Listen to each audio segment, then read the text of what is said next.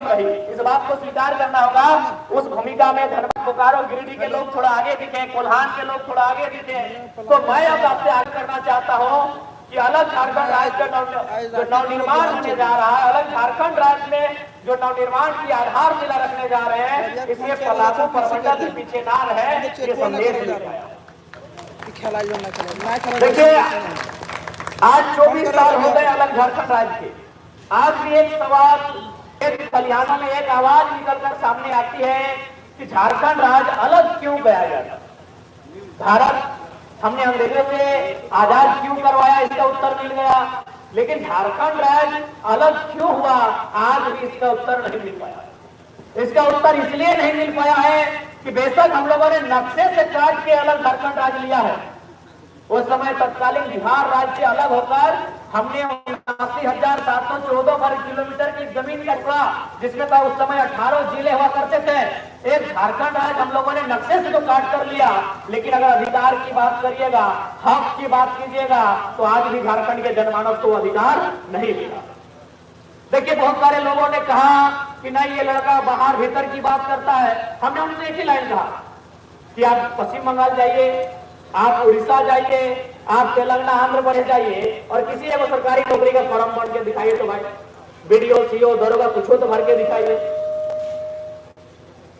मैं आपसे भी कहूंगा, आपको मौका मिले, अगर आपको लगे कि हमारा आंदोलन, हमारा आवाज झारखंड में झारखंडियों का अधिकार, झारखंड में झारखंडी फास्ट, अगर हमारा मूवमेंट, अगर हमारी आवाज अगर गलत है, तो आप भी अपने चेयर से उठकर अपने बच्चों को लेकर पश्चिम बंगाल चले जाइए, आप अपने बच्चों को लेकर उड़ीसा, महाराष्ट्र के साथ कहीं चले जाइए और जाइए वहां कोई एक परीक्षा में बैठिए जो गुजरात सरकार की है, एक परीक्षा में बैठिए जो महाराष्ट्र सरकार की है। अगर उस परीक्षा में आपको बैठने की अनुमति मिल जाएगी तो आप मेरे पास आइए, कल से हम गाँव गाँव घूमना छोड़ देंगे। भाई, ये दोहरी नीति झारखंड के साथ क्यों, हमें बताइए। ये दोहरी नीति, ये दोहरा रवैया झारखंड के साथ ही क्यों? बिहार में बिहारी फर्स्ट, बंगाल में बंगाली फर्स्ट, गुजरात में गुजराती फर्स्ट, महाराष्ट्र में मराठी फर्स्ट, तो यदि मैं झारखंड में झारखंडी फर्स्ट, झारखंड के संसाधनों में झारखंडी का पहला अधिकार, झारखंड सरकार की नियुक्तियों में झारखंडी का पहला अधिकार, अगर मैं इस बात की डिमांड करता हूं, अगर इस मांग को उठाता हूं, तो बताइए इसमें गुनाह क्या है, अपराध क्या है और हमारी गलती क्या है, बताइए। अगर साफ शब्दों में कहा जाए तो झारखंड राज्य बनने का उद्देश्य आज भी पूरा नहीं हो पाया है। आज भी झारखंड राज्य बनने का उद्देश्य पूरा नहीं हो पाया है। आज झारखंड राज्य अलग होने के बाद चंद परिवारों को राहत मिला है।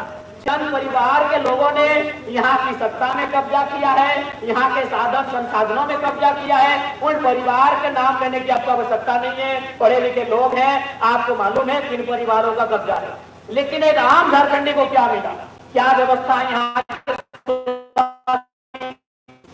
फिलहाल हाईकोर्ट ने रिम्स के बारे में क्या कहा? रिम्स आपको मालूम है झारखंड का सबसे बड़ा अस्पताल, रिम्स ने साफ साफ कहा अगर आपके पास फैसिलिटी नहीं है तो बंद कर दीजिए। एक आम झारखंडी को क्या मिला इस राज्य में? ये हमारा नहीं, हाईकोर्ट का आदेश है रिम्स को, झारखंड के सबसे बड़े अस्पताल को आदेश है कि अगर आप मरीजों का इलाज नहीं कर पा रहे, उनको फैसिलिटी नहीं दे पा रहे तो बंद कर दीजिए। एक आम झारखंडी को क्या मिला?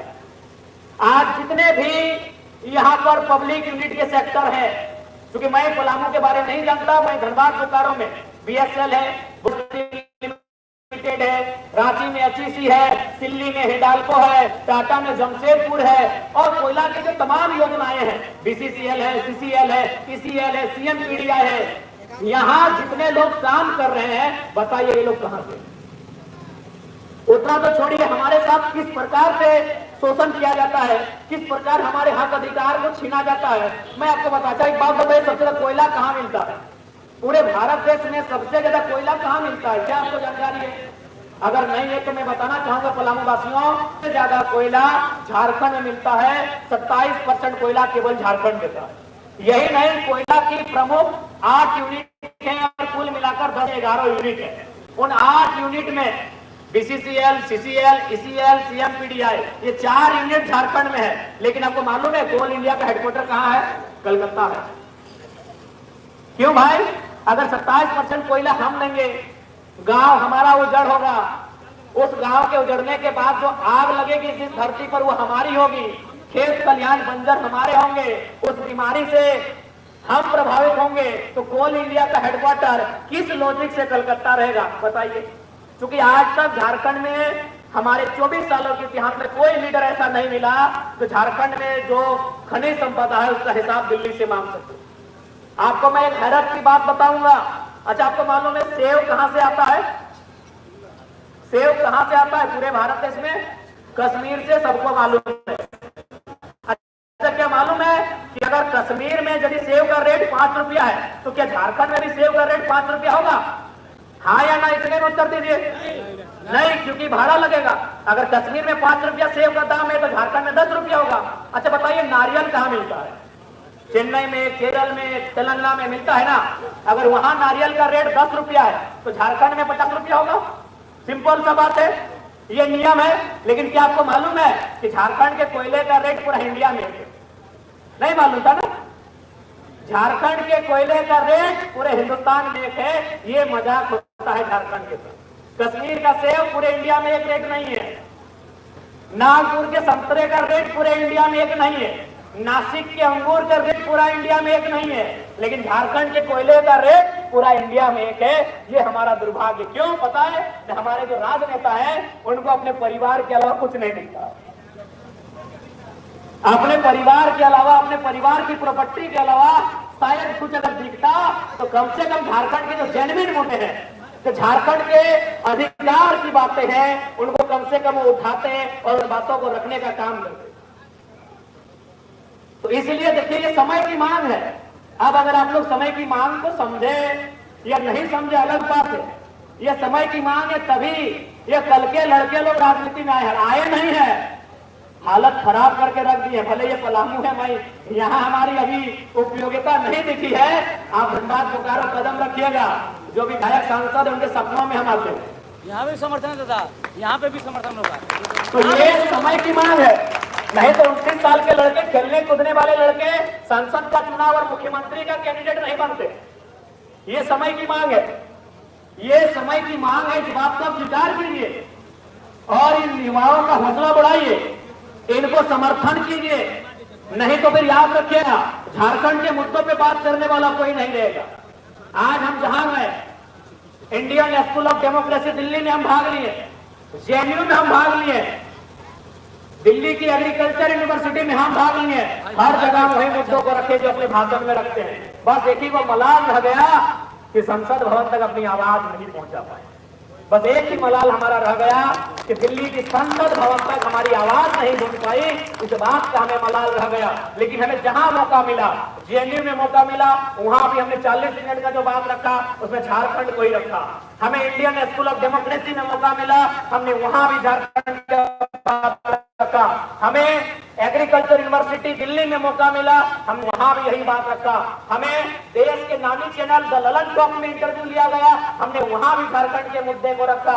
हमें आज तक में इंटरव्यू लिया गया, हमने वहां भी झारखंड के मुद्दों को रखा। बस अफसोस रहा कि संसद भवन तक नहीं पहुंच पाए। कोई बात नहीं, जब जब हमें जहां मौका मिलेगा झारखंड के मुद्दों के साथ हम लोग कोई समझौता नहीं करेंगे। अच्छा, एक बात, यहाँ कौन वाला खतियान है? 32 की 64 वाला है, कौन वाला? 32 वाला खतियान है। 32 वाला है पलामू में ना।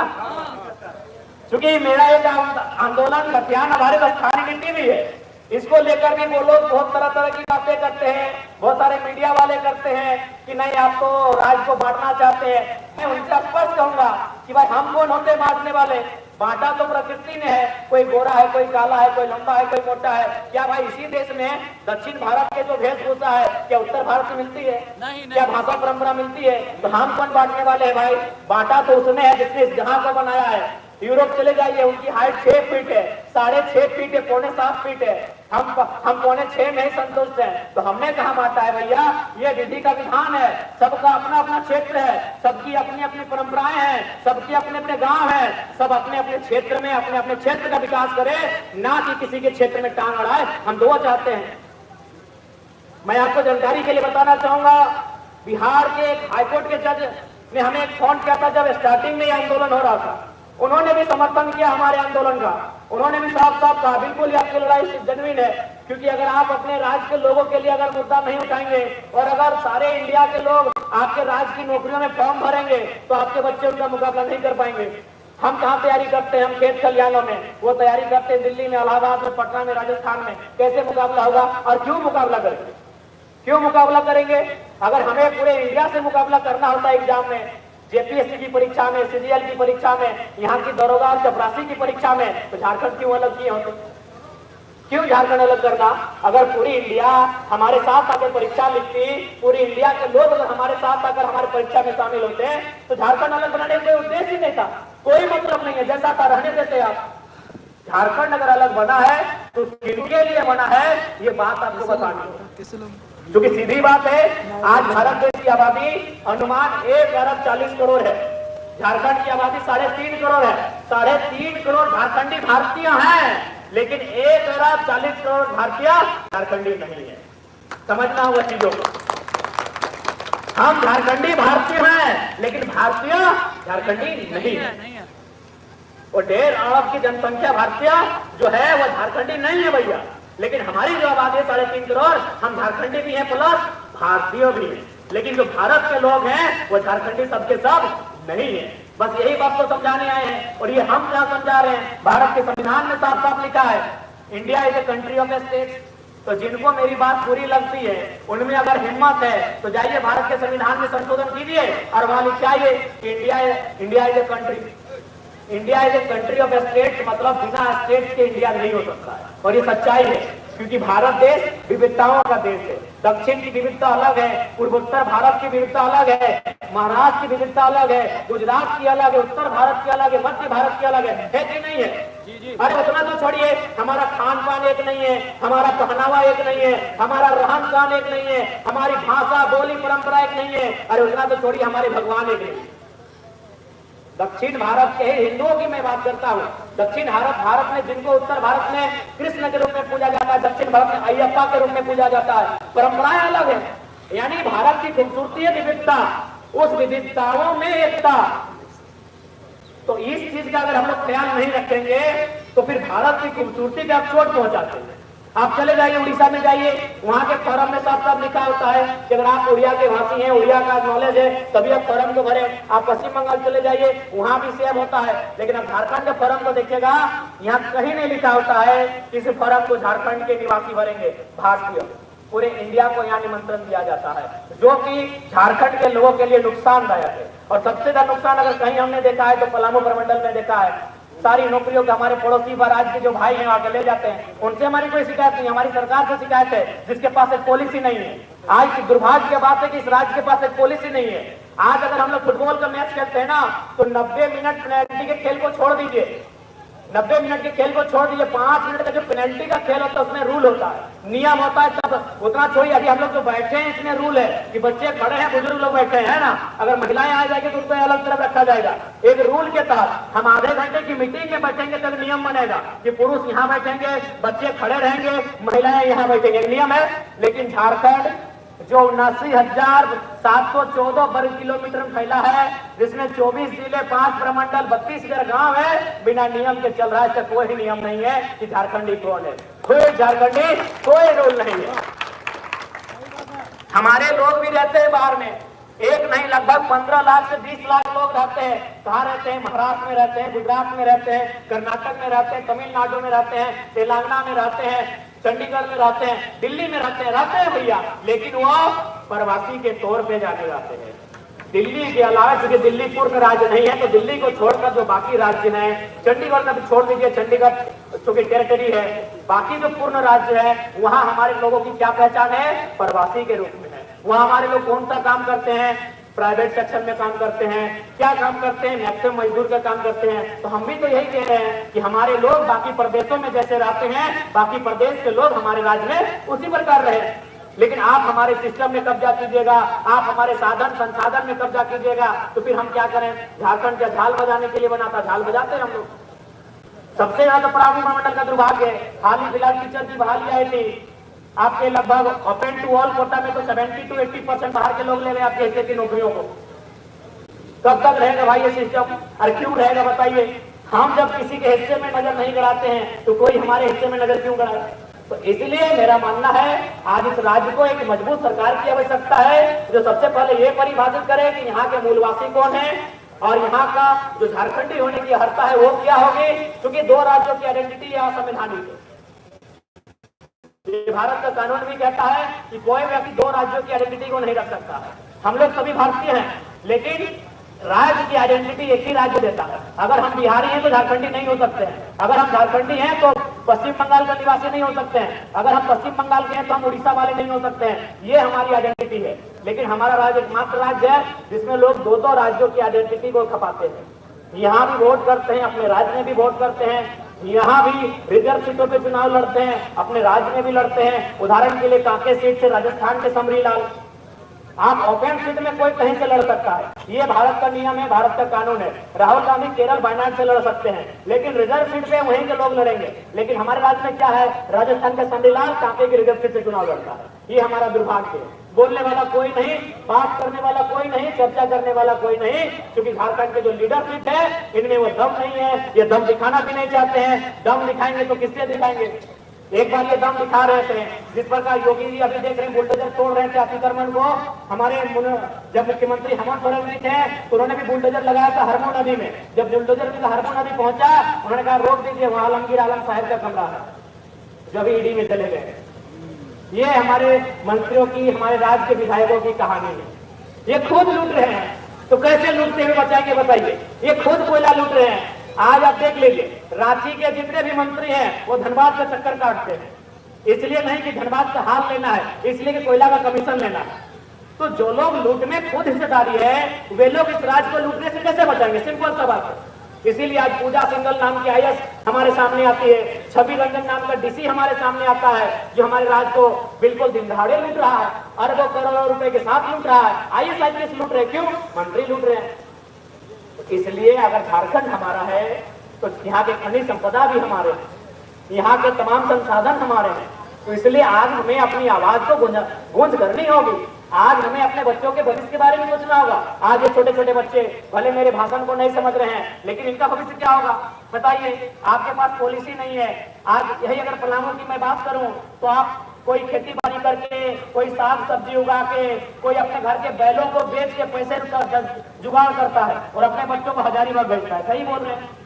आपके बच्चे हजारीबाग जाते हैं, पटना, इधर पटना भी आपके बच्चे जाते हैं। क्यों जाते हैं? एक परीक्षा की तैयारी करने जाते हैं, एक कंपटीशन की तैयारी करने जाते हैं। और एक दो दिन नहीं, कोई 5 साल, कोई 7 साल, कोई 10 साल तैयारी करता है। बाल सफेद हो जाते हैं, आंख में चश्मा लग जाता है, और किसी किसी का तो पेट बाहर आ जाता है, इतनी तैयारी करते हैं। लेकिन रिजल्ट क्या आता है? वो रिजल्ट आता है क्या ना 28 जनवरी 2024 को परीक्षा लिखने जाता है। कहाँ जाता है? न गढ़वा का बेटा जाता है जमशेदपुर, पलामू का बेटा जाता है चतरा, 3 घंटा 4 घंटा 3 गाड़ी बदल के परीक्षा देने जाता है, और शाम को घर वापस नहीं आता है और पता चलता है पेपर लीक हो गया है। और दुर्भाग्य की बात है कि खून खोलता नहीं है।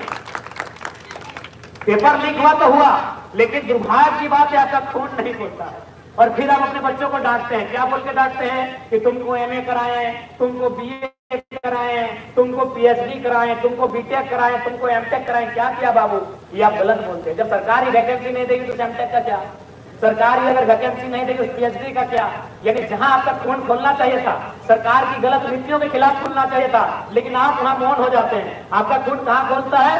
न खेत में। अगर आपका सगा भाई अगर थोड़ा सा हल को दाएं के बाएं खेल देगा, आप तलवार लेके निकल जाते हैं, आप फरसा लेके निकल जाते हैं। आपका सगा भाई है, आपकी माँ के गर्भ से उसका जन्म हुआ है, लेकिन आप लड़ जाते हैं। क्यों? न बस एक दिन उसने हार चढ़ा दिया था आपकी सीमाड़ी पे, आपकी आड़ पे एक इंच का हार उसने चढ़ा दिया था, आप भुजाली लेके निकल गए। लेकिन आप वहां आवाज नहीं दिए जहां आपके बच्चों के भविष्य को बेचा गया। बिल्कुल बेचा गया। कितने में पेपर लीक हुआ था बताइए? CGL का पेपर कितना में लीक हुआ था?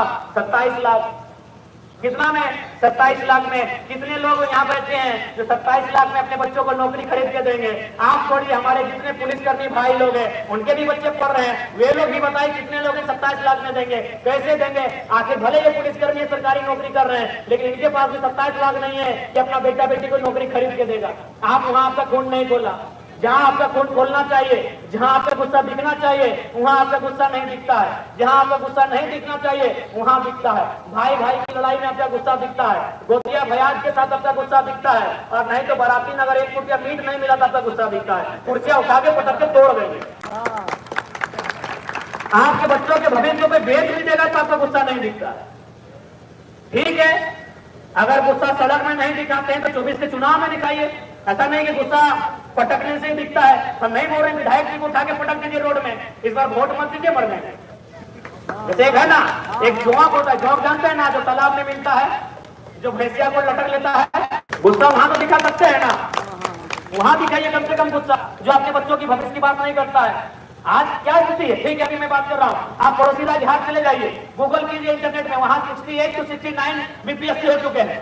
यानी कितना साल उतना बीपीएससी, 2-4 साल छोड़ के एवरेज वहां बीपीएससी हर साल हो रहा है। लेकिन अब झारखंड में 24 साल का झारखंड 8वां बीपीएससी, बाकी 16 साल, बाकी 16 साल के नौजवान क्या हुआ उनका, 16 टर्म के नौजवान क्या हुआ उनका, 24 साल का झारखंड 8 जेपी। ये 11 बोलेंगे, 11 मत मानिएगा, एक ही बार में 4 गोलियां है, क्या मानेंगे जी, अभी 252 सीट में और 1000 सीट देते और एक ही बार में 4 गोले लेते, मानते क्या, 8 जेपीएससी और साल 24, यानी 3 साल में एक बार, वो भी घोटाले में।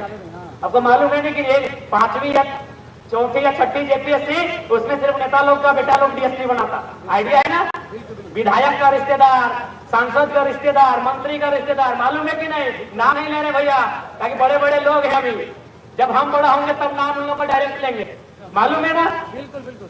जेपीएससी मालूम है ना, विधायक जी का बेटा, विधायक जी की साली, विधायक जी की घरवाली की बहन की बेटी की ननद की गोतनी, मालूम है ना, तो ये हाल है जेपीएससी का हमारा।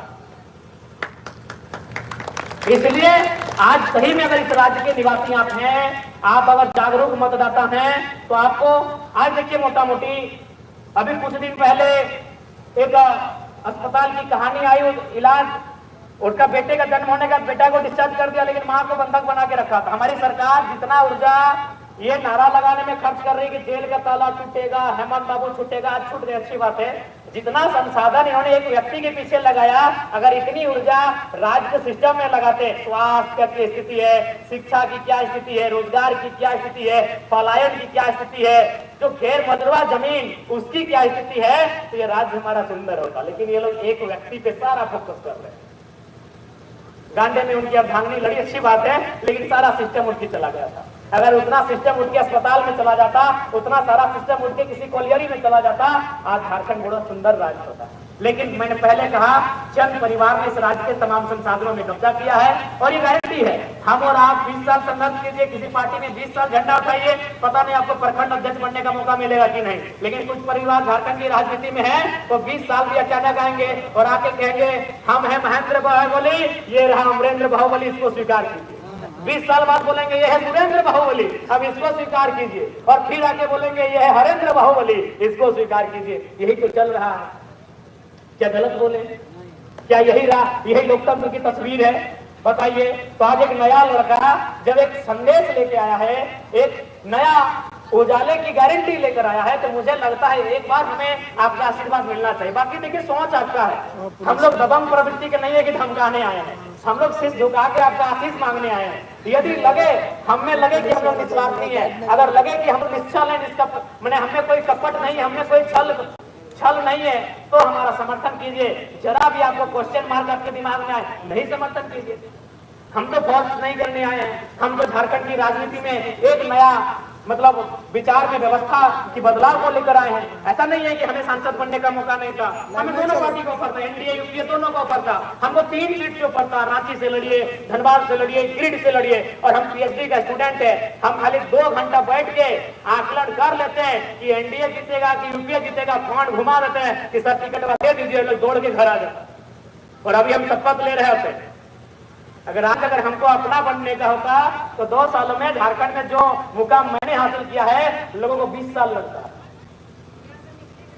आज हम शपथ ले रहे होते एनडीए से या यूपीए से, आज हम शपथ ले रहे होते अगर हमको जरा सा भी अपने बारे में सोचना होता। लेकिन मैंने इस राज्य के बारे में सोचा, हम लोग इस राज्य के जो युवा हैं उनके भविष्य के बारे में सोचे हैं, इस राज्य के जो किसान हैं, जो विस्थापित हो रहे हैं लोग हैं, उनके भविष्य के बारे में हम लोग चिंतन मंथन करते हैं। हम ये नहीं कह रहे हैं कि हम जादू की छड़ी लेकर आए, घुमा देंगे सब ठीक हो जाएगा, लेकिन हाँ हम ये कहने आए हैं कि हम लोग उनसे अच्छा प्रयास करेंगे। और मैं आपको बता रहा हूँ, बोकारो जिला है, चंद्रपुरा जगह का नाम है, आप पता कर लीजिएगा, वहाँ सिटी पीएस बहुत फेमस है। लगभग चारों तरफ कोयला का खदान है।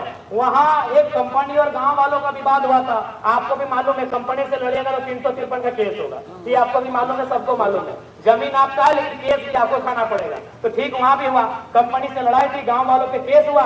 1 तारीख को केस हुआ था, 4 तारीख को वोट का रिजल्ट आना था। क्या कहा कंपनी के मालिक ने पता है कि 4 तारीख तक केस का होल्ड कीजिए, अगर जयराम महतो संसद बन के आ गया तो केस वापस कर लीजिएगा, नहीं तो फिर बवाल कर देगा। एक उतनी बड़ी कंपनी एक साधारण लड़के से डर रही, क्यों मालूम है? नहीं, इस लड़के के डर में नहीं, हमारी डिक्शनरी में डर नहीं है। लास्ट में जब चुनाव का रिजल्ट आया 4 तारीख को, उन्होंने 5 तारीख को केस को तेनुघाट कोर्ट आगे बढ़ाया। तो ये तो हम लोग गारंटी देंगे कि जो लोग गलत कर रहे हैं ना, बाजार में फेंक देंगे। चाहे कोई रहे, अधिकारी रहे, बड़ा अधिकारी रहे, छोटा अधिकारी रहे, गलत करेंगे वो हमारी आग में चल जाएंगे। गलत करने वाले नहीं बख्शेंगे, एकदम स्पष्ट है।